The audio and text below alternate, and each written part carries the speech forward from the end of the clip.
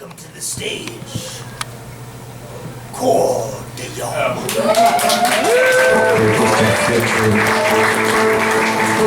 The year 2000, the distant future, the year 2000, the distant future, the distant future.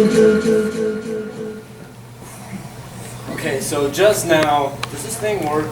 No. You gotta turn these on. Probably. Hello? This happens every time.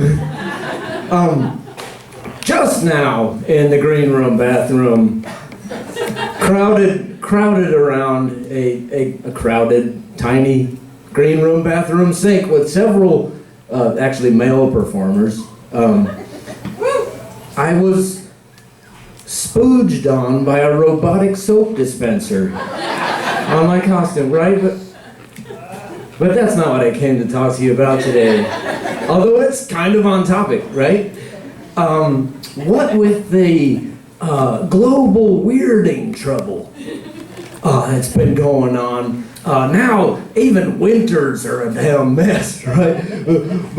And every summer's killing hot.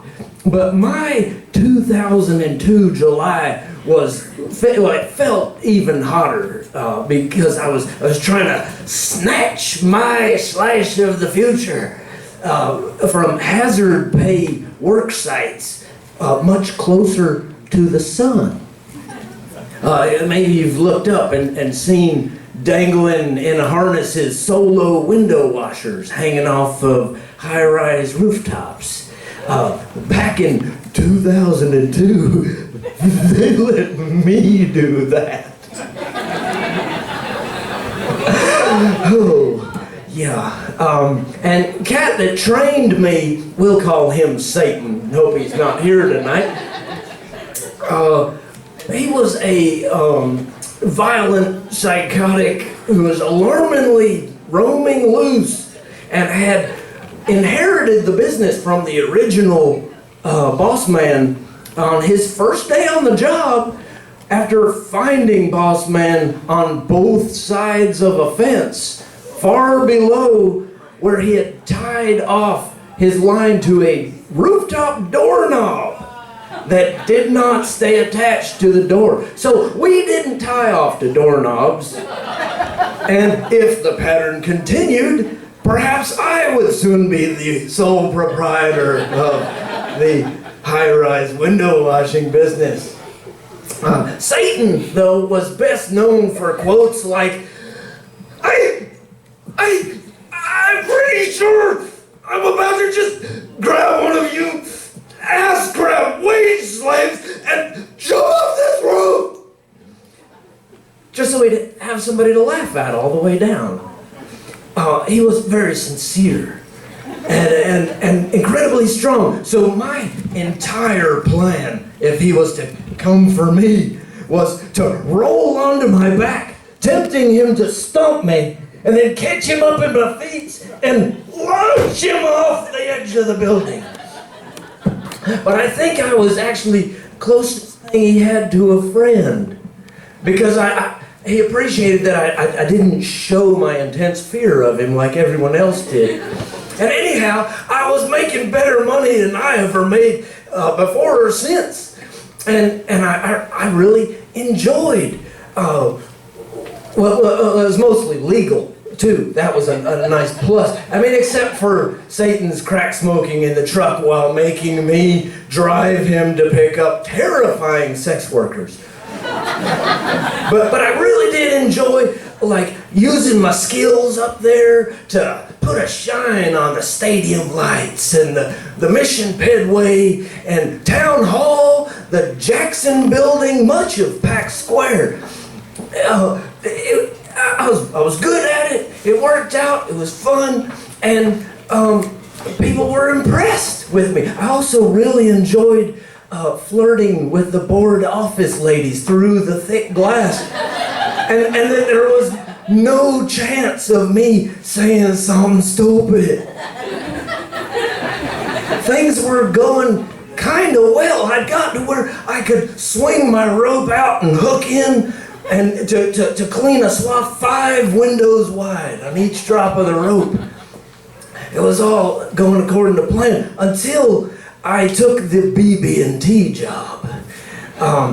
Before learning that evil monolith, its cold shadow looming over the outmouth of Patton Avenue, is well known to be a site of infernal misdeeds and cursed since long ago and no doubt still today. That is the first job that Satan sends me to do by myself. My one chance to prove myself worthy of subcontracting the big money. And not just another employee needing to be babysat.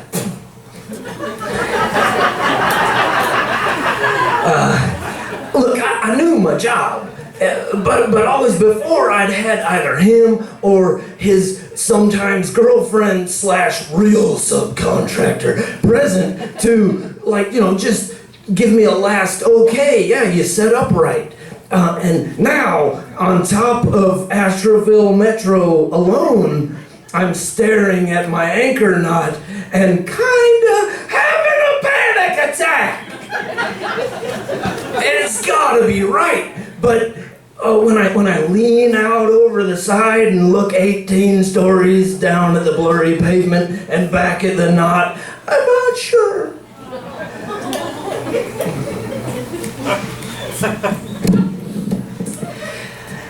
Anyhow, the collective voice of American mythos, bootstraps, mythology is bellowing in my head. You can't just walk away from your opportunity to ascend into a higher economic caste. Well, a little bit quieter internal voice is saying, it's just way too hot to even be outside, man. Let's go take a siesta under the stairwell. Shut him up! You have to descend to rise. So I just kept tying more knots to more roof parts until I ran out of spare rope topside, took a deep breath, and dropped down between the B's of the 3D BB&T sign. And just past that point of no return at which you can no longer sanely attempt to climb up a rappelling rope with all this fucking gear, I noticed that my descending device, kind of the old school ladder kind, was looking bad wrong. And so I climbed into the lower hole of the second B to have a second panic attack, arguing with the voices that I could not reweave my descender line through from here without cutting it. And at which point, a new voice from up on the rooftop called down, "Hey, are you okay?" And I looked out, and Satan's sometimes feral sometimes girlfriend was up there, haloed by the sun, raining sweat down onto me, and she had spotted me in trouble from her gig across Biltmore, run over to talk me through fixing my simple cosmetic loop placement error, and I descended again, swearing my undying love to her, and she yelled down, "Your anchor job looks like a freaking train catcher!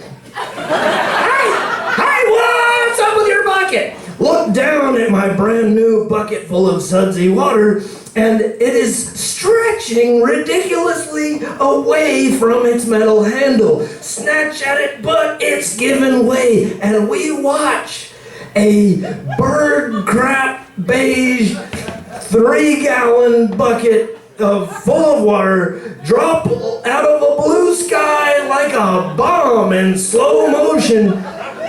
18 stories to kill everyone, thunderclapping against an impressively well-armored entrance awning.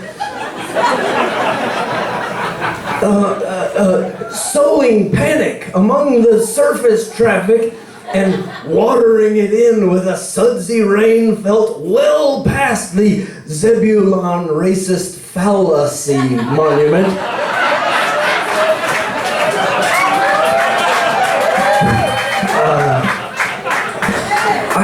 I slid queasily down my line to just out of reach of a hopping mad Satan who was thinking very out loud of ways to kill me right then for buying wrong bucket for his biggest client gig, which I explained would be even worse for business, so he had to storm off and find something to kill while I scurried down and ran to his truck and snatched a proper work bucket, elevator back up, descended again before anyone could stop me to redeem myself.